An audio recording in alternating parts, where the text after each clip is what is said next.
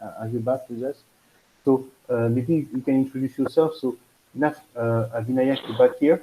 Hello, Vinayak. So Yes, Vinayak, yes. can you tell me, can you tell us more about your background? So introduce yourself. I said that you work for Ernst& Young, KPMG, going to start with Yeah, IE. So can you tell us more about your background, Vinayak? sure.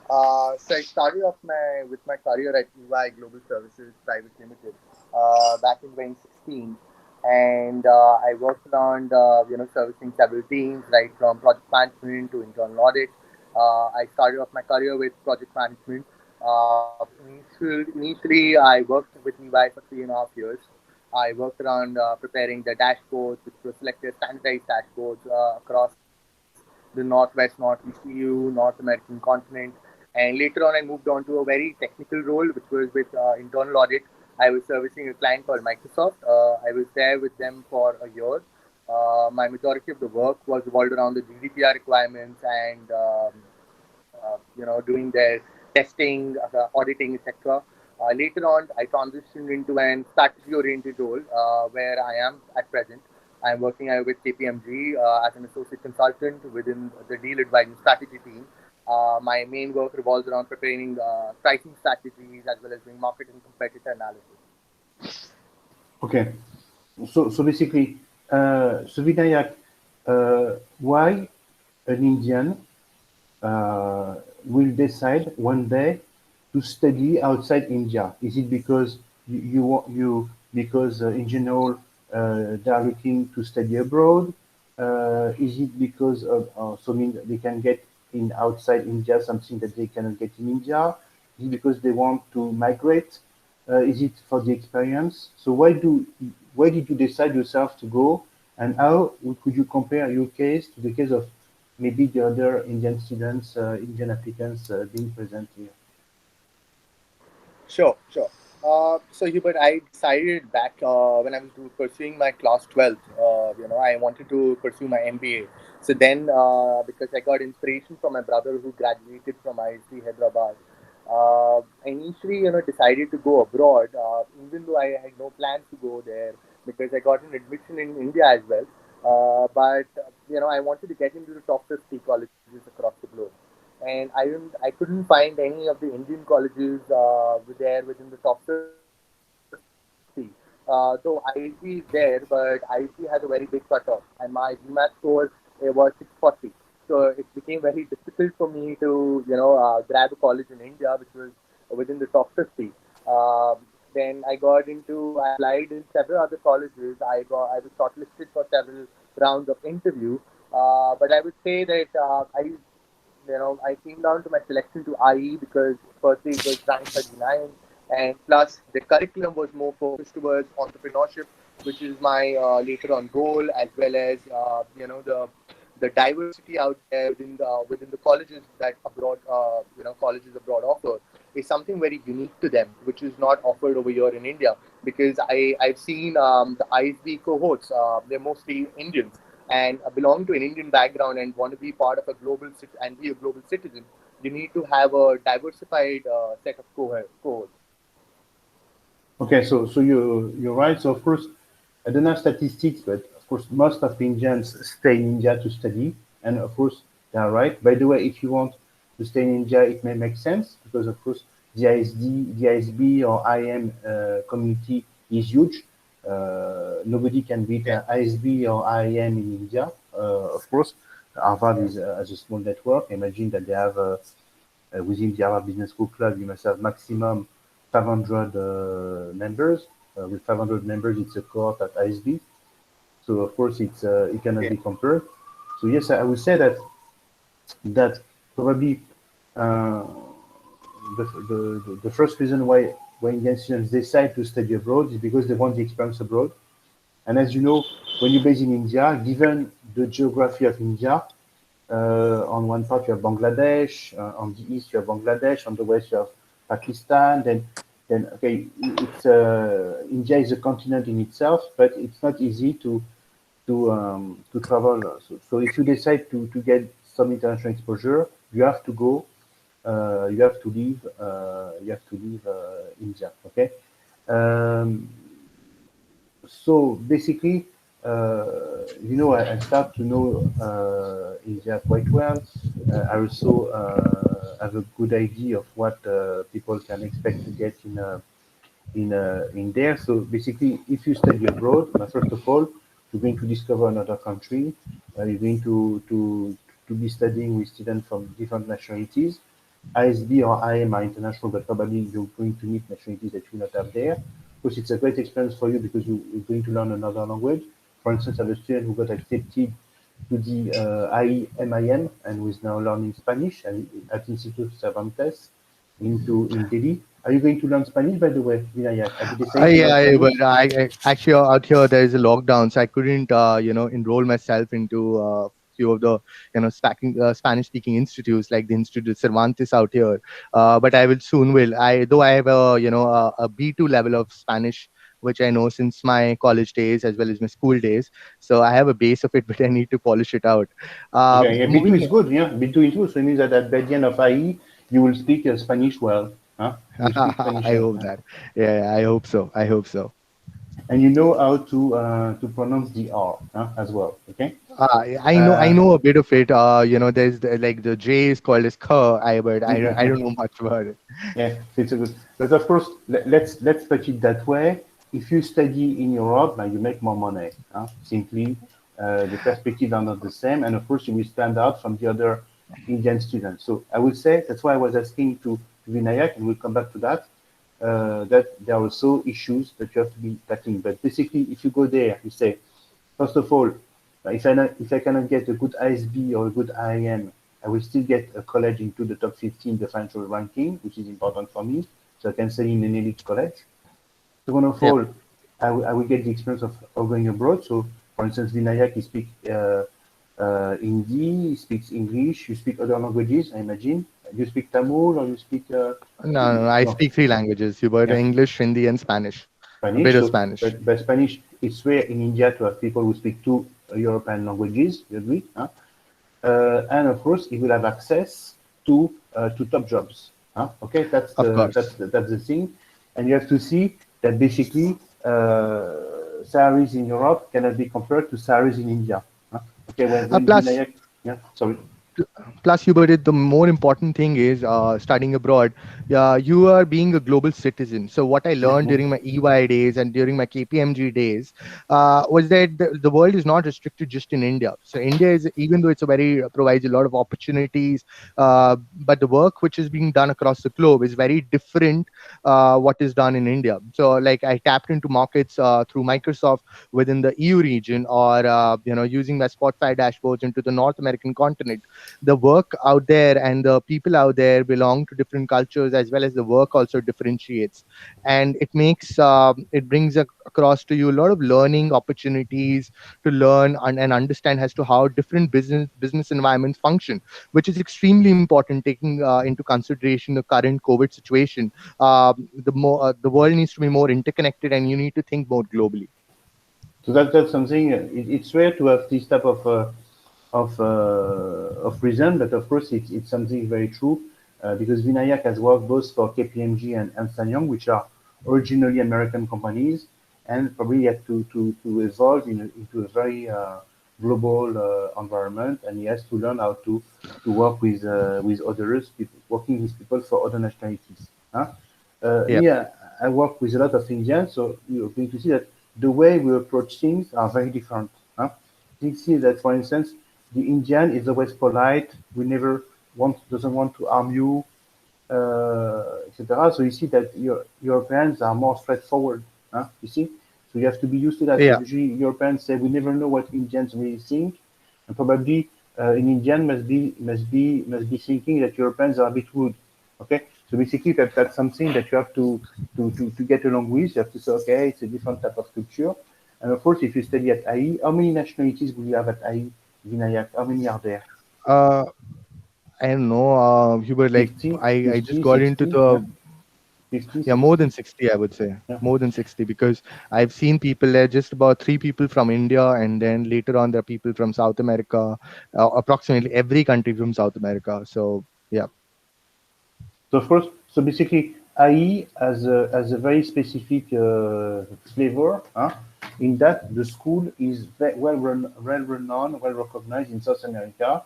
So of course you see a lot of South American in any school where you study. You see a lot, for instance, in the US. Okay, what we call them Latino. I'm sure that you have heard about that. But but at IE especially, they are very strong because they have invested a lot into South America, and so on and so forth. For South American, studying it in Spain is like coming, it's like the Mecca for them. So it's a place where it was started, so they want to see the country, and they also know that it will be easy for them to adapt. Okay, so that's basically the reason. And so Vinayak, why do you like so much at IE? Vinayak left. He has problems with his internet. Um, so he doesn't. He had to go. I don't know. He has an issue with internet. So basically, to give you an idea, to tell you about the European landscape. Okay. Basically, there are two schools that you know very well in Europe that are. I'm sure that you have heard about them. It's impossible not to know about them. It's um, INSEAD and London Business School. And today, when you have a look at the ranking, you see that in reality, in the top 10, I know that of course the ranking this year is a bit specific because the top 10 schools have decided not to be part of it. But I would say that in the top 10 today, you have four schools. Okay, you have INSEAD, so it's a school that has a campus in Fontainebleau and in Singapore, but that is mainly French. Okay, even they say they are global. Okay, but it's as you said that 90% of INSEAD students are in France. So when you have 90% of your business in a country, you're French. So on of all, you have a London Business School that is an extension of the University of London. Then you have IAC, I'm sure that you have heard, okay, that is related to the University of Navarra. It is based in Barcelona. And then you have HEC. I'm sure that you have heard about HEC Paris. So that's basically the four that are super well known and that are in the top 10 of the FT rankings. And then after that, you're going to have, for instance, Imperial College in the UK. You're going to have IMD in Switzerland.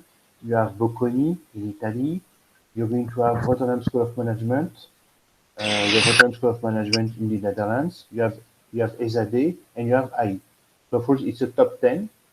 It's a top 10 program. Okay, you see that if you study in Europe, that most European programs are one-year programs. So INSEAD is a one-year program, AI is a one-year program, Bocconi is a one-year program, ESAD now is a one-year program. So in between 1 year and 16 months, okay, with the possibility for Vinayak to extend it to another semester because you can have a semester abroad. For instance, last year I have a student who went to study at Yale, so she did IE and then Yale. Okay, so why did you pick up IE, Vinayak? Why do you like so much about IE? I I picked up IE very late, during the application process.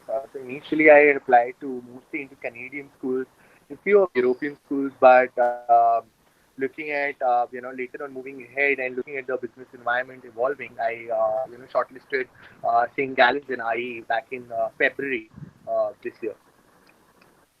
Okay, and and so basically, why have you picked up IE? Because of the duration, because of the location, because you wanted to brush up your Spanish, because of the reputation, all these reasons probably. No?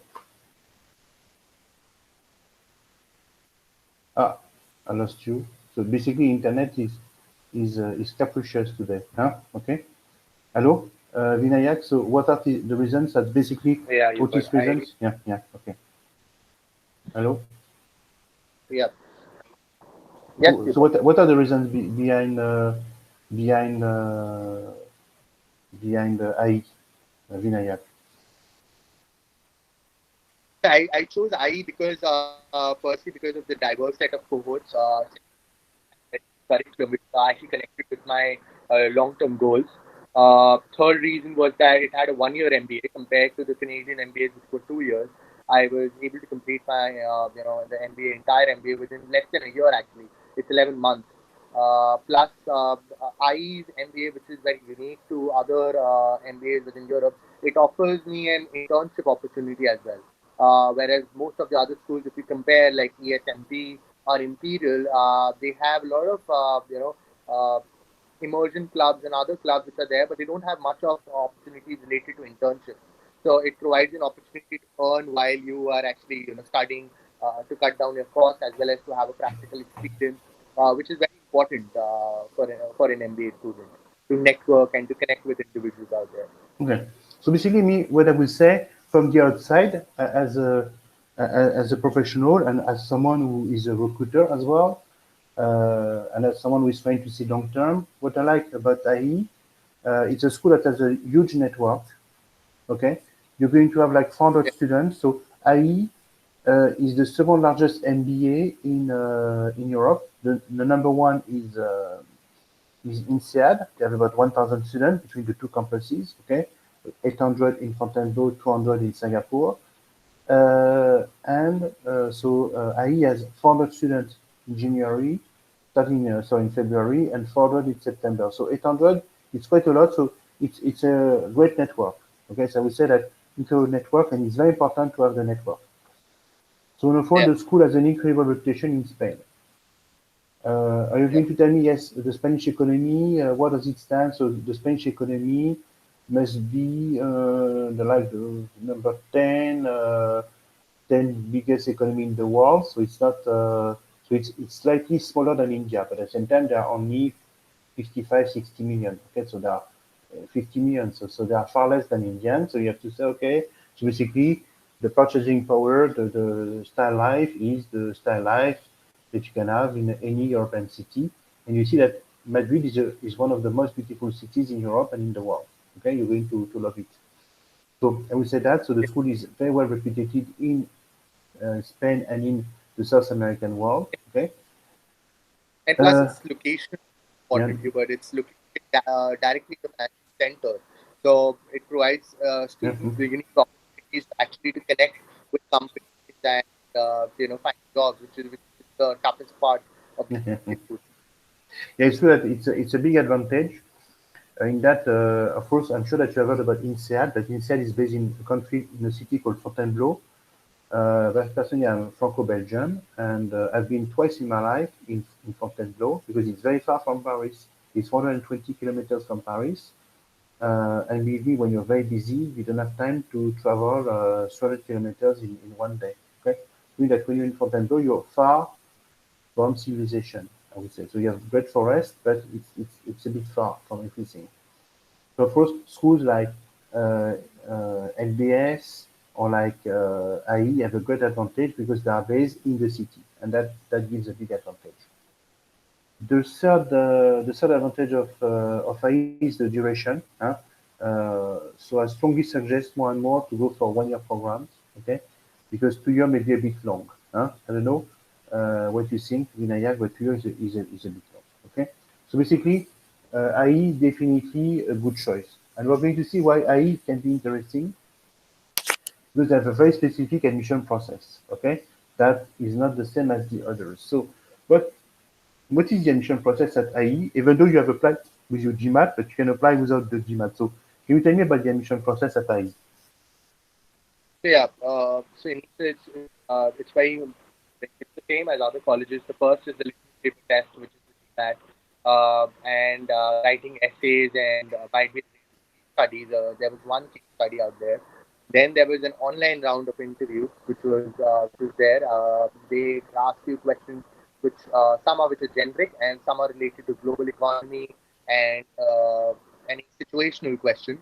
And then after like 2 weeks or a week or so, you have a physical round of interview, which was there. And fortunately, I succeeded in all the 3 rounds. And within like 2 weeks or so, you get your results. So the entire process roughly takes around 1 month. Okay. So basically, Vinayak applied with his GMAT, but one of the big assets, the great asset of IE is that, for instance, if you don't get a very good GMAT, you can take the IE test, okay?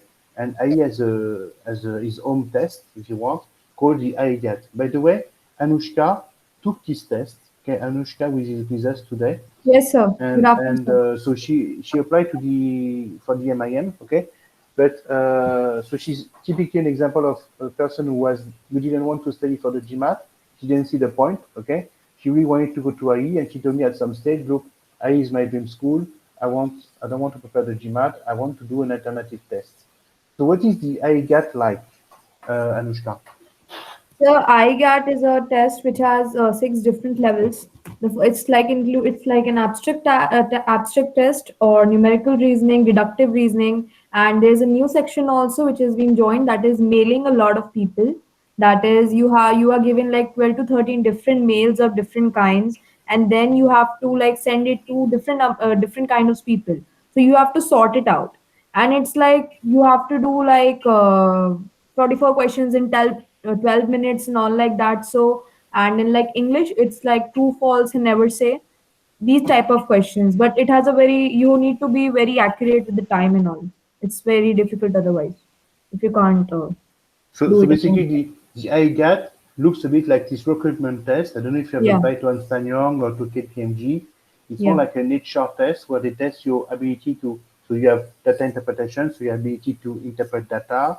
They base, they are going to test your abstract, your ability to deal with abstract matters into a section called diagrammatic reasoning. And then they are going to test your ability to reason through a section called inductive reasoning.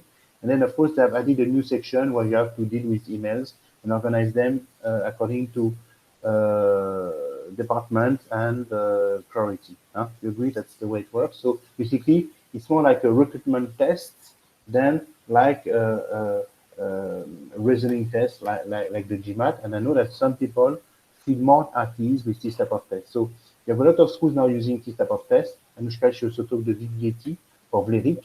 You have also basically, I would say that yes, basically Vlerik and Institut Impresa have decided to switch from a purely reasoning test like the GMAT into more like a, recruitment test, the type of test that you can have at when you ask for a job, at when you apply for a job with McKinsey or Goldman Sachs or such schools. Hein? Okay. Bon.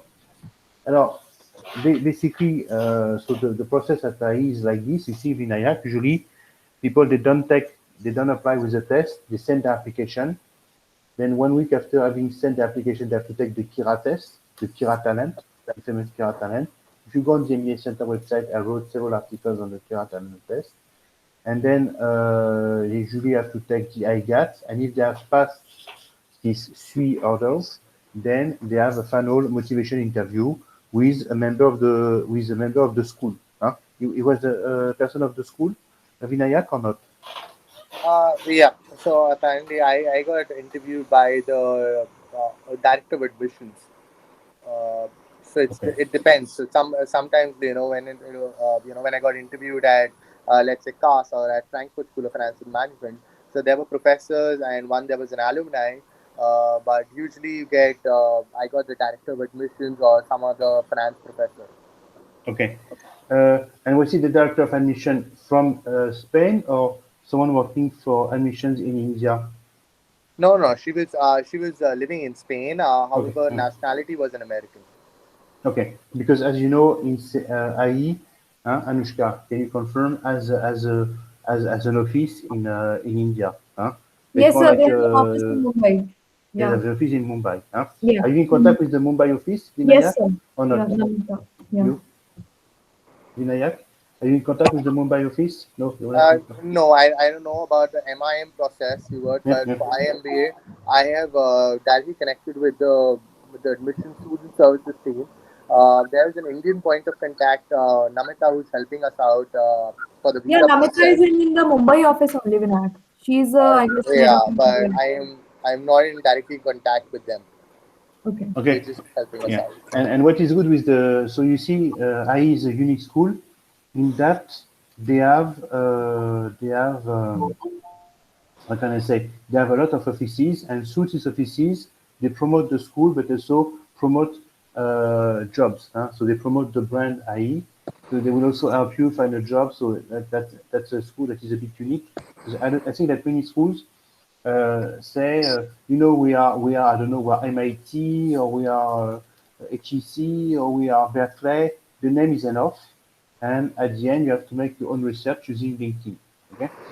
Yeah. Um, when you have a school like IE, of course, they have a career center like the others. You have to also make your own research. Don't worry, they will not do all the job for you. But at the same time, they have these offices all over the world that helps also find jobs. Okay, so they organize the alumni community. Okay, and they will also be very useful building your network and also uh, potential I don't know potential recruiters. Huh? So that's unique. And if you go on their website, they must have like something like 20 offices all over the world. Huh? They have in China, in India, I know that they have one in Paris. They have several in South America. They have one in the US. So it's very rare. So the school is really managed like a company where they have established like something like 20 offices all over the world. For information, Yeah. HEC, uh, I don't think that they have any office outside HEC.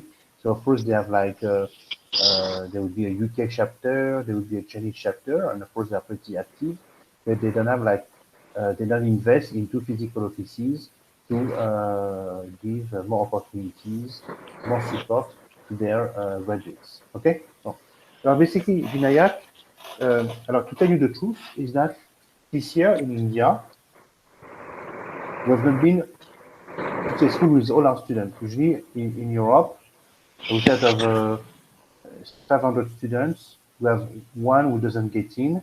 Usually he reapplies the year after and he gets a school. Okay, so for instance, this year, a student called Boris, he applied to top US programs. He failed. We were applied and finally got LBS, HCC, and INSEAD. So we saw that maybe in the US his profile will not fit. He was from Africa. He got LBS. He's in Singapore now, and he's very happy. He got INSEAD. Sorry, he's in Singapore and very happy with this. Okay. So what we're going to see is that coming from India, you have a lot of competition. You have to see that basically Indians Indians are the only nationality for which you have a sort of numerous clauses, for which you have a quota. Okay, why? Because basically it's very simple. You have what 1.2 billion Indians. Okay, you have 10 million people who live in Belgium. Okay, so basically if they take all the Indian students, there will be no seats available for the national nationalities. You have to say, okay, Indians no more than no more than 10%. But since you have many more Indians than students from other nationalities, so there's of course the ratio uh, Yes, sir, it between happened in application. SMT also. Same thing. They Sorry. have a complete different thing for Indians. Like I also like applied, I guess late, so that's why I was Okay, waitlisted. yeah. So of course, Yeah. when you're in Indian, you have to apply early. So you have to see that the competition is harsh because the ratio applicants over accepted is very low. And it's not because you're bad. Sometimes if you fail, it's not because you're bad, but you say there are too many. I give you an example. For instance, this year there's a very good program at London Business School called the Sloan Fellow Program, which is a mid-career program. And I had a student who was complaining all the time that he would not get in. And after having made my research, I found out that many people have reported from 2020 to 2021. Out of the 55 students, 22 had reported. Okay, so if you have 22 students out of 25 from your 21, from your 2020 going to start in 2021, it is very unlikely that you're going to get in. So you have to defer from 1 year. Okay, you have to see that there is a big issue with Indians. You have so many applicants. Okay, that Yeah. it's getting difficult. And plus, what I've noticed is that Indians don't really want to study now in America. Okay, after what happened with Trump, they see there's an issue with visas. So now they tend to study more like in Europe, where it is more stable, or in Canada.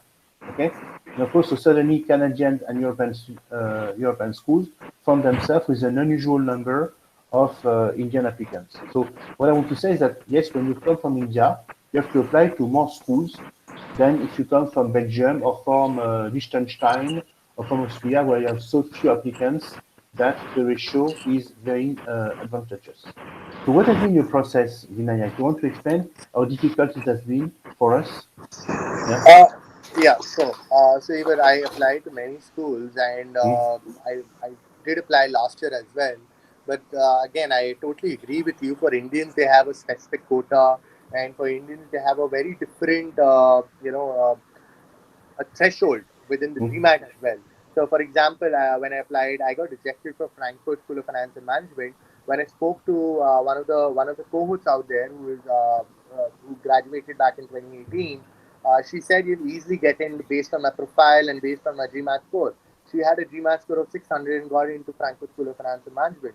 But the school has it depends upon the number of applications you get each year, as well as the how diverse set of applications they get and how well you're connected with the curriculum, the culture, etc. So all of that gets weighted out before you being shortlisted.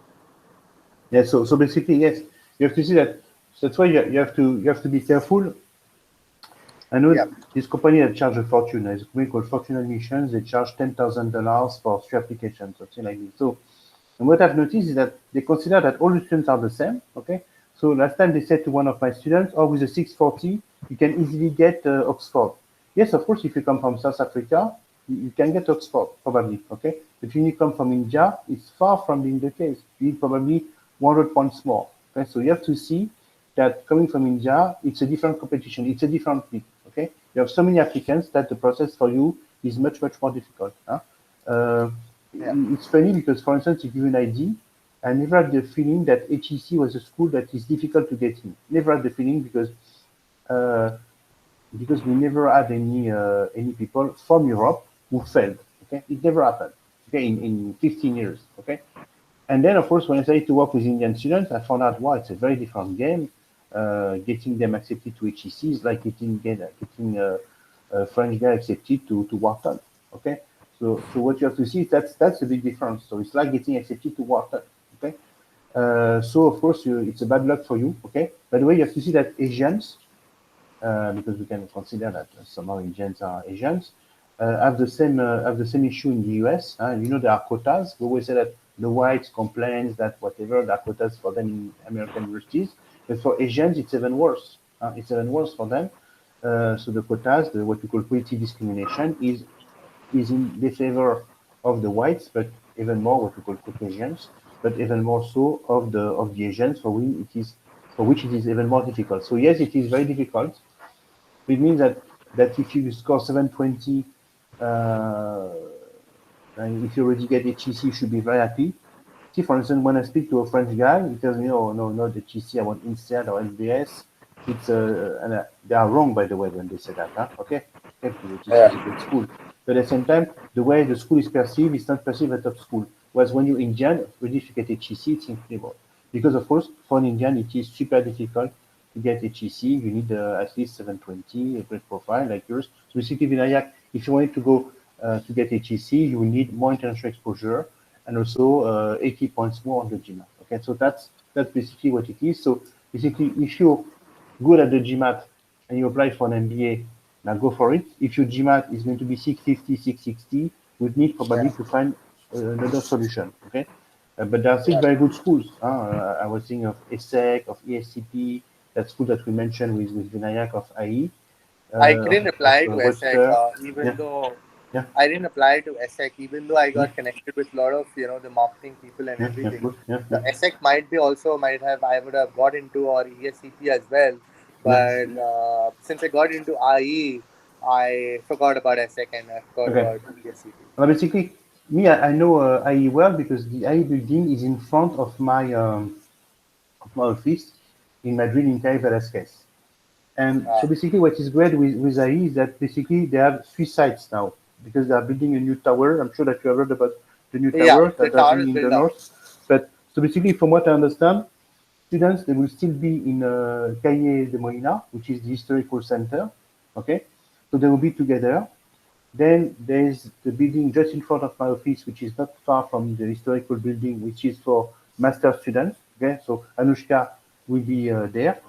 And then the big tower, from what I understand, will be for executive education and for bachelor students, something like this. Okay, which means that it's good because when you study, for instance, when you're an MBA studying, for instance, at Frankfurt School or at HEC, you're going to see that basically most of the students that you're with are between 19 to 22 years old. And when you're 30 years old, you feel a bit old in this environment. So, okay, 90% of the people are between 19 and 22. Whereas when you study at IE, you say, okay, well, a big cohort of MBA applicants, 400 in September, 400 in February, 800, so it's a big group. And where we are, it's the place where we study is only dedicated to MBA students. So we feel that there is homogeneity.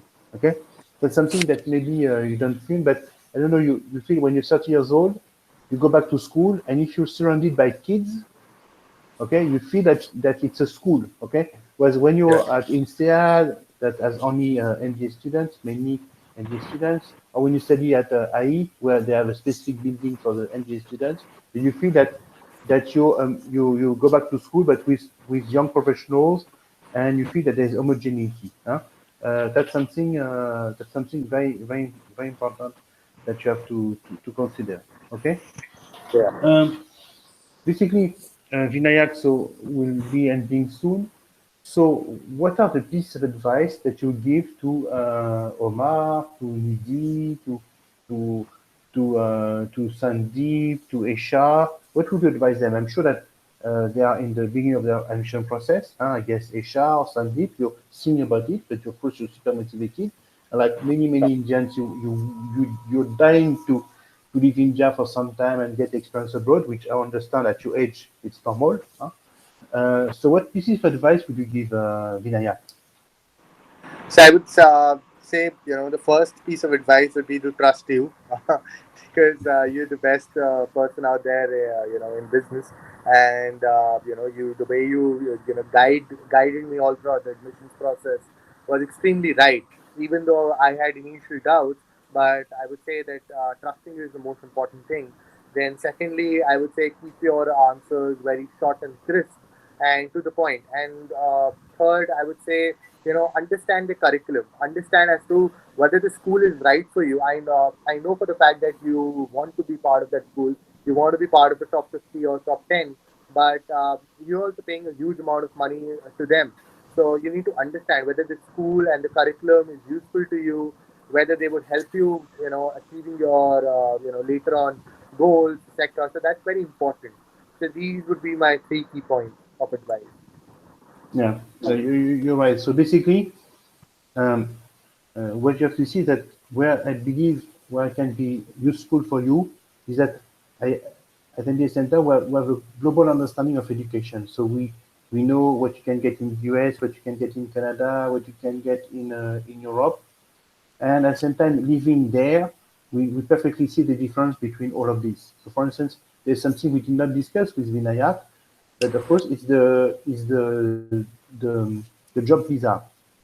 Okay, and you have to understand that you from India, you believe that Europe is like India. Okay, but no, Europe is not a country. The country Europe does not exist. It's a geography that we call Europe. Okay, but basically what you call Europe is what something that we call European Community, and in reality, European Community it's a single economic market with a currency. But you have to see that, for instance, when we mentioned the euro. Okay, the euro is used in Spain, in Portugal, in Italy, in Greece, in France, in Germany, in the Netherlands, in Belgium, in Austria, but the euro is not used in Sweden. The euro is not used in the Czech Republic.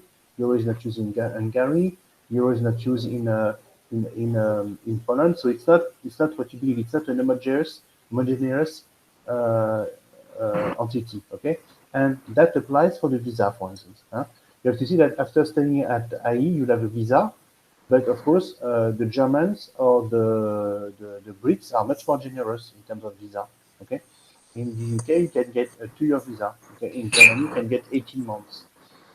So that's basically something that you have to investigate. So, for instance, I would say that someone who really want to stay, coming from India, probably UK or Netherlands is probably the best country. Okay, because visas are long. Okay, and I would say that even though it sounds strange, in the Netherlands, everybody speaks English as well as in the UK with a different accent, but they speak English very well. Okay, so that's something that you have to really investigate. So basically, where will I study and how much time can I stay? So basically, how the process works. So how is my student visa transformed into a work visa? Okay, and of course, if you spend so much money studying abroad, you have to find a way. And of course, there are countries that are very generous with immigration. That's Germany, Netherlands, UK, and Canada. So Yeah. that's something that you have to consider. That's why it's very important for us to have a global vision of the thing. Okay. So of all, I would say that consider also time. So Vinayak came a bit too late. You agree, Vinayak? So basically, we had an issue. Yeah. So consider start early. So I would like, for instance, start now. So I would say that even if you start now with us your GMAT courses, because when you study at MBA Center, you have a free GMAT class. You cannot expect to apply before January 2022 now, because by the time you get to GMAT, you will not get to GMAT probably before September, October. Then you have to write your application. So you see, it's already quite late if you want to start in 2022.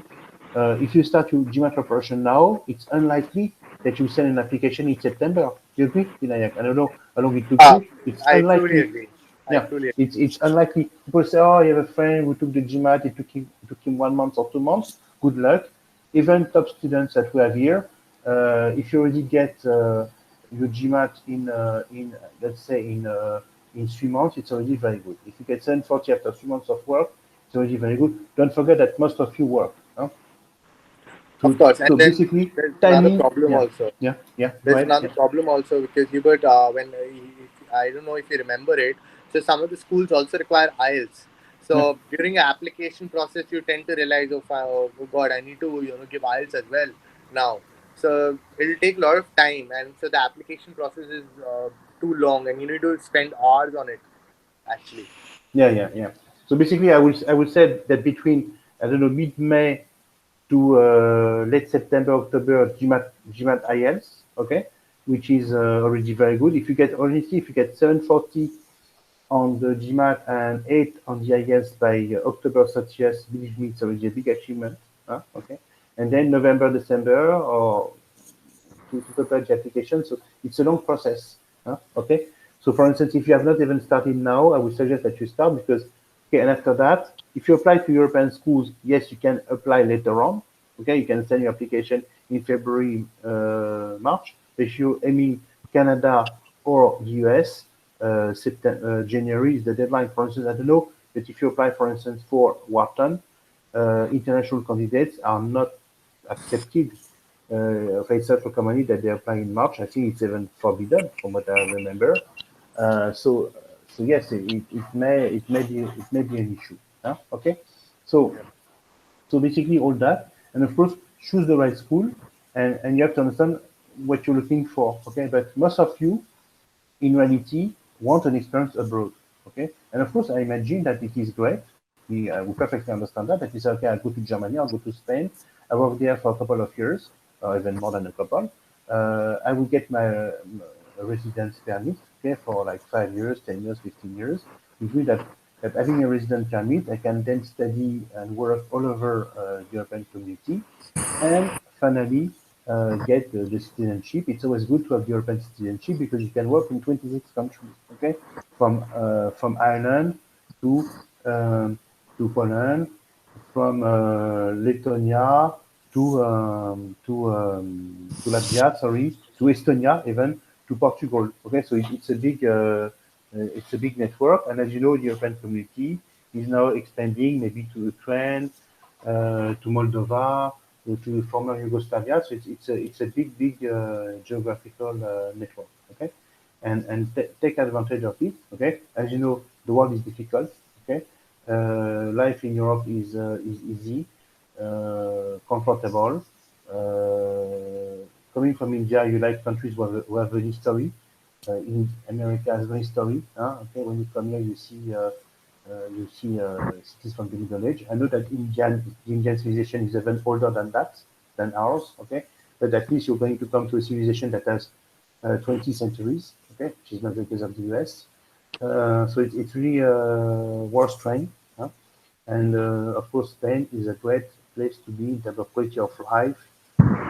It's a great place to be. Of course, if you go and study in Spain and if you decide to stay there, in terms of quality of life, it's great. Of course, you will never have a salary that you could have, for instance, in New York or in the Silicon Valley. It would be it's a balance between many things. You agree, Vinaya? Okay. Do you Yeah. intend to stay in Spain? If you could stay in Spain, you would like to stay in Spain for a while, or what is your I plan? So it depends, where I get my my job after my MBA. But yeah, I'm open to opportunities across the globe, because I feel that one should never be restricted to a region. Mm. But yeah, Spain offers a lot of opportunities, and where is located, it's there's a huge bubble of opportunities. It's directly into the financial center. Since I'm a finance guy, so it'll be very Mm. easy for me to network and grab for opportunities down there. Yeah, I'm sure that you can easily get a job with Ernst& and Young or KPMG, being yourself an Ernst& and Young. By the way, also that's something that I want to tell you. You can perfectly study in a country. Say, okay, I will go back to my former employer if it's a global company like KPMG or Ernst& and Young, basically maybe as a in management position, higher level, work there for some time before I find something else. Why not? Huh? Yeah. You have to see that it's not easy. You're going to see when you're going to arrive in a foreign country, it's not easy to cope with life, with the language, with the habits. Um, so try to say, okay, maybe if you have worked, for instance, for a global company like Vinayak, maybe I'm not going to make it too difficult. I'm going to go back to my company, but in Spain.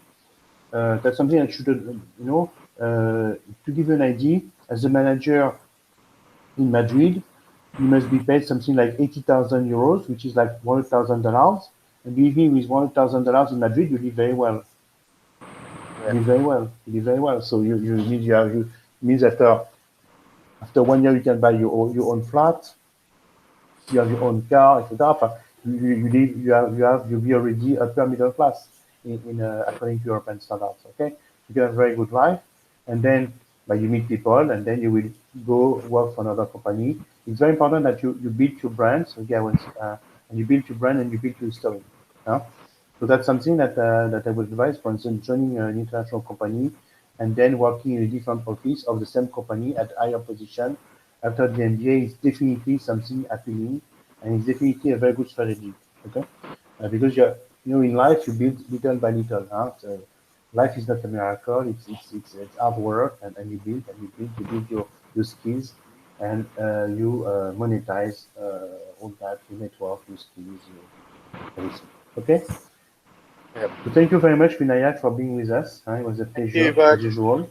So we have so the Mumbai office, Itika and team will contact you to see what we can do together. So thank you very much, Ambika, après Gita, Isha,